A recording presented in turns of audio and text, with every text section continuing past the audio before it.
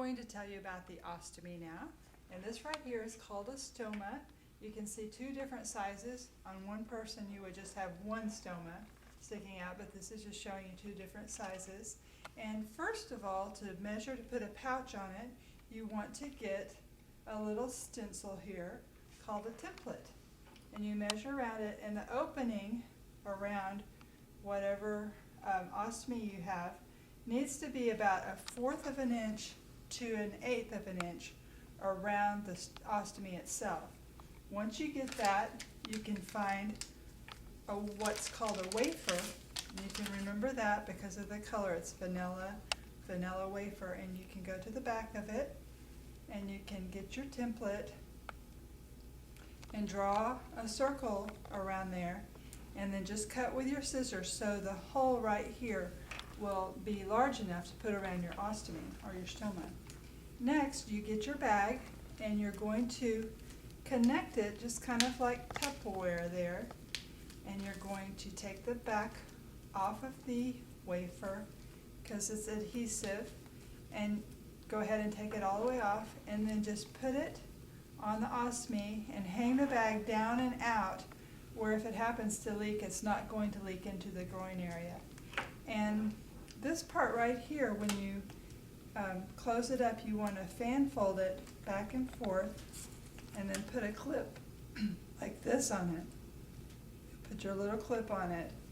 You fold it over and over like this. If there's bowel in here, when it leaks, it can leak out a lot easier than if you fan fold it back and forth. And yes, sometimes your patient will get gas, and if it gets gas, this bag will fill up with air. And to get that air out, you need to burp this away from you and the patient, or you can release the air from the bottom down here. When you take this off, if you need to cleanse this site here, you would cleanse it with warm soap and water around this area, but you wouldn't clean the ostomy itself with alcohol, because the alcohol will tend to vasodilate the capillaries and cause them to bleed, and you don't want to cause them to bleed. So warm soap and water is sufficient. Now if you need to irrigate, which is kind of like an enema, you would still use this wafer, and you would put an irrigation bag on the wafer here, and you would ask them to, if they could get up, to go and sit on the toilet, so you don't have to take this bag and empty it. They can just go there themselves. So here's your bag, and you have this bag hanging down. They can sit down on the toilet, and it's just hanging, but it doesn't need to be in the water. And once you have this connected, I'm going to set this down for just a second, you will have an irrigation bag like this. And your irrigation bag, you will fill up between 1,000 and 1,500 cc's of warm water, approximately 105 degrees. And then you're going to put soap in it. If you put the soap in first, it bubbles up too much. So then you put the soap in, and you just kind of stir it together a little bit. And you can hang it on an IV pole if you need to. And then open the tubing up to let the air out of the tubing and let the water come through the tubing. Once the water's at the end of the tubing, close the tubing back again with this little clamp right here. So that's called priming the tubing.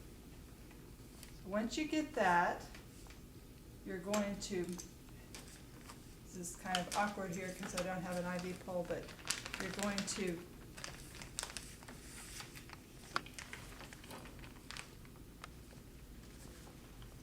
going to look about like that, and then you're going to unclamp the tube and let some fluid run into it, maybe 200 to 400 milliliters, and then it will help to wash the bowel out. So you can clamp it off after this, and then remove this, and the excess bowel goes into this bag, into the toilet.